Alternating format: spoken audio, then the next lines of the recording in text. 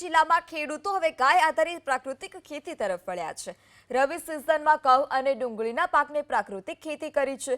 જિલ્લામાં 4000 એકર કરતા વધારે જમીનમાં 6000 થી વધારે ખેડૂતોએ અલગ અલગ પાકની પ્રાકૃતિક ખેતી કરી, જેમાં જિલ્લામાં સૌથી વધારે 400 એકર કરતા વધારે જમીનમાં ખેડૂતોએ આ વર્ષે ઘઉંના પાકની પ્રાકૃતિક ખેતી કરી છે।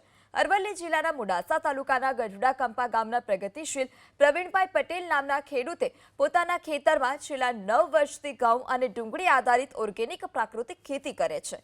આ સાહસિક ખેડૂતે આ વર્ષે પોતાના ખેતરમાં 17 વીઘા જમીનમાં ઘઉં અને 13 વીઘા જમીનમાં ડુંગળીના પાકનું વાવેતર કર્યું।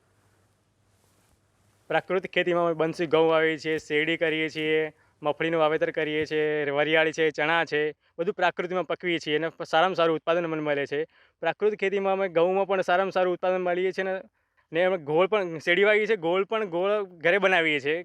ગોળનું મૂલ્યવર્ધન, શેરડીનું મૂલ્યવર્ધન કરીને ગોળ પણ બનાવીને વેચીએ છીએ અને સારામાં સારું પોષણ પૂરક આપણે ભાવ મળી રહે છે અમને। હું છેલ્લા 2013થી મેં એક નાના પ્લોટથી શરૂઆત કરી પ્રાકૃતિક ખેતીની અને 2016થી સારા એવા પ્લોટમાં એટલે કે લગભગ 22 એકરની અંદર પ્રાકૃતિક ખેતી કરીએ છીએ અને એ પ્રાકૃતિક ખેતી કરવાથી અમારા જમીનની ફળદ્રુપતા પણ સારી વધી છે અને અમારા જમીનની અંદર જે રોગ જીવાત જે પણ આવતી હતી એનો પણ અમે સારામાં સારો અત્યારે કંટ્રોલ અમને જોવા મળી રહ્યો છે।